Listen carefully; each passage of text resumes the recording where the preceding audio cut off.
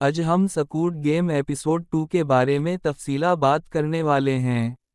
पहले game red light green light से जो लोग बच जाते हैं वो बहुत ही ज़्यादा घबरा जाते हैं। इन्हें एहसास हो जाता है कि ये गेम एक मौत का खेल है। प्लेयर नंबर 456 संग जी हन को भी इस चीज़ का अंदाज़ा हो जाता है। प्लेयर नंबर 456 संग जी हन अपने दोस्त चोसंग वू और अली, जिसने पिछले गेम में इसको जान बचाई थी, इन दोनों का शुक्रिया अदा करता है कि तुम लोगों की वजह से मेरी जान बची गई। अभी सारे लोग अपनी किस्मत पर शुक्र अदा कर ही रहे होते हैं, तब वहां पर इस कोड गेम के गार्ड आ जाते हैं। एक औरत उनके सामने अलिफ है जाती है और रो रो कर कहती है कि मुझे यहाँ से जाने दो, मैं तुम्हारे सामने भीख मांगती हूँ। तब वहां पर कुछ और लोग भी आ जाते हैं और उनके सामने गिड़गिड़ा कर रोने लग जाते हैं कि हमें घर जाने दो। तब स्क्विड गेम के गार्ड इन्हें कहते हैं कि हमारा मकसद आपको चोट पहुंचाना नहीं है, हम आपकी मर्जी से ही ये गेम खिलाते हैं। तब वहां पर चोसंग वू इन गार्ड से कहता है कि कानून में ये है कि अगर ज्यादा लोग ये वोट करें का वो गेम नहीं खेलना चाहते तो ये गेम वहीं पर रुक जाएगी। स्क्विड गार्ड मान जाते हैं और कहते हैं कि अगर ज्यादा लोग गेम ना खेलने के लिए राजी हो जाते हैं तो हम ये गेम यहीं पर ख़त्म हो जाएगा। फिर वो गार्ड कहते हैं कि वोट दें इस पहले अब ज़रा अपनी इनाम की रकम देख लें। पैगी बैंक नीचे उता है और इसके अंदर बहुत से पैसे आने लग जाते हैं। वो गार्ड कहते हैं कि जो लोग मर गए उनकी रकम उनकी फैमिली को चली जाएगी, इतनी ही मरे हुए लोगों की रकम आपके इनाम में जोड़ दी जाएगी। बहुत से लोगों के दिमाग में लालच आ जाता है, वोटिंग शुरू हो जाती है। बहुत से लोग गेम ना खेलने के लिए वोट देते हैं और बहुत से लोग गेम खेलने के लिए वोट देते हैं। फिर वो बुजुर्ग आदमी वोट देता है, जिस वजह से गेम ना खेलने वाले लोग जीत जाते हैं। जिन लोगों ने गेम खेलनी थी वो नाराज हो जाते हैं और जिन लोगों ने नहीं खेलनी थी वो खुश हो जाते हैं। इसके बाद उन सब लोगों को बेहोश कर दिया जाता है और गाड़ी में बिठाकर सड़क पर सब कुछ छोड़ देते हैं, उनके घरों के बाहर छोड़ देते हैं। सीगी हन और वो लड़की जिसने उसके पैसे चुराए थे, उन दोनों को एक साथ एक ही सड़क पर गिरा देते हैं। सब लोग अपनी कर्ज मुश्किलात के साथ दोबारा जिंदगी गुजारने की कोशिश करते हैं, लेकिन हालात ज्यादा मुश्किल हो जाते हैं।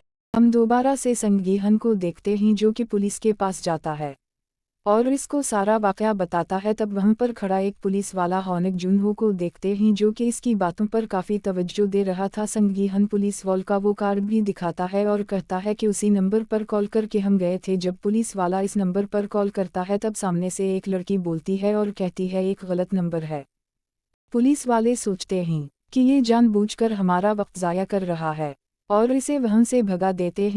सीगी हन के हालात भी ऐसे ही थे, उसकी माँ बीमार थी, इसके पास पैसे भी ख़त्म हो रहे थे, रोज़ी का कोई ज़रिया ना था और इसको ये भी डर था कि उसकी बेटी अपनी माँ के साथ दूसरे मुल्क ना चली जाए। और उसकी बीवी तलाक ले चुके होते हैं और उसकी बीवी के पास उसकी बेटी रहती थी। उसे पहले लगता है कि इसने खेल छोड़कर सही किया, लेकिन जब मुश्किलात बढ़ते हैं तब उसे एहसास होता है पैसों की ज़रूरत थी, वो शायद ये गेम जीत ही जाता। फिर वो कोई पैसों का जुगाड़ करने के लिए बाहर निकलता। वो देखता है कि उसका दोस्त चोसंग वू अपनी माँ की दुकान के पीछे खड़ा है और अपनी माँ को चुप कर देख रहा है। वो इसके पास जाता है और अपने दोस्त से इसकी वजह पूछता है, तो अब वो बताता है कि मुझ पर भी बहुत कर्ज है। सीगी हन अपने दोस्त को कहता है कि तुमने तो यूनिवर्सिटी में टॉप किया था, फिर तुम कर्ज में कैसे फंस गए। तब वो जवाब देता है कि मुझे कोई भी नौकरी नहीं मिली, मैंने खुद अपना कारोबार शुरू करने के लिए कर्ज लिया, लेकिन मेरा कारोबार चल ना सका और मेरे पर कर्ज भी चढ़ गया। मैं ये बात अपनी माँ को नहीं बता सकता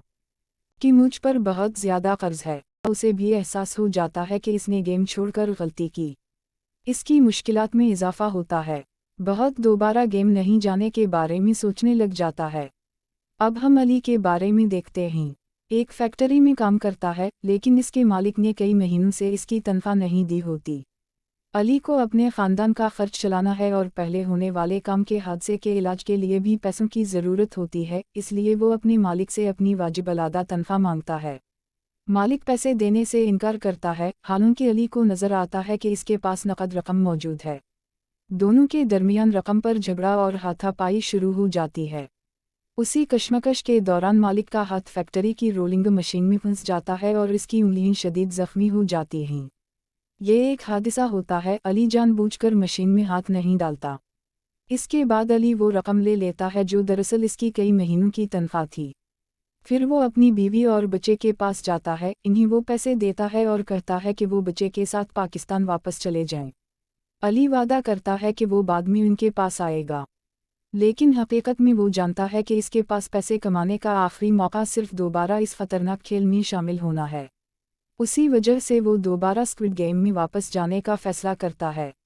ओगे हम इस लड़की के बारे में देखने लगे हैं जिसने संगीहन के पैसे चोराए थे। कोंग से बयूक शुमाली कोरिया से फरार होकर जनूबी कोरिया आई हुई एक नौजवान लड़की है। वो बहुत कम बोलती है, लोगों पर आसानी से एतमाद नहीं करती और हमेशा मुहतात रहती है। इसकी ज़िंदगी में सबसे अहम चीज़ इसका ख़ानदान है। इसका एक छोटा भाई है जिसे वो महफूज और बेहतर ज़िंदगी देना चाहती है। इसके वालिदैन इसके साथ नहीं हैं और उसी वजह से वो अपने भाई की जिम्मेदारी खुद उठाती है। इसका ख्वाब है कि इसके ख़ानदान के बाकी अफराद भी एक दिन महफूज ज़िंदगी गुजार सकें, लेकिन इसके लिए उसे बहुत ज़्यादा पैसों की ज़रूरत होती है। हम देखते हैं कि वो एक एजेंट से मदद ले रही होती हैं कि वो नॉर्थ कोरिया से उसकी मुंह को सही सलामत उसी तरह साउथ कोरिया ले आए। इस वजह से उसे काफ़ी पैसों की ज़रूरत थी और वो भी दोबारा इस गेम में जाने का फ़ैसला कर लेती है। ओगे हम जंग देवक्सॉ इसके बारे में देखेंगे जो कि एक गंदा था। इसकी खुद की गैंग थी, लेकिन इस पर भी गैर कानूनी कामों की वजह से कुछ कर्जा चढ़ा हुआ था। वो किसी के पैसे लेकर भागा था। कोंग से बैक जो कि उसी के पास काम करती थी, वो भी इसके पैसे लेकर भाग गई थी। हम देखते हैं कि इसके दुश्मन इसके पीछे लगे होते हैं और वो बहुत मुश्किल से अपनी जान बचाकर भागता है। इसे भी एहसास हो जाता है कि इसने गेम छोड़कर गलती की और वो दोबारा वहाँ जाना चाहता है। जुनहो पुलिस वाले से उसका घर का एड्रेस पूछता है और रात के वक्त चला जाता है और इससे सारी बात पूछता है। वो सारी बात बताता है और इसे ये भी बताता है कि मैं दोबारा वहाँ जाने का सोच रहा हूँ। तब वो कहता है कि जब तुम जाने लगे मुझे बताना, मैं उनका पीछा करूँगा।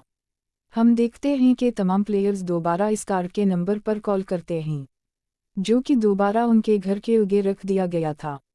सब प्लेयर दोबारा इस गाड़ी में बैठ जाते हैं। एपिसोड का इख्तिताम इस पर होता है कि सब प्लेयर दोबारा इस गेम में चले जाते हैं और पुलिस वाला उनका पीछा करता है।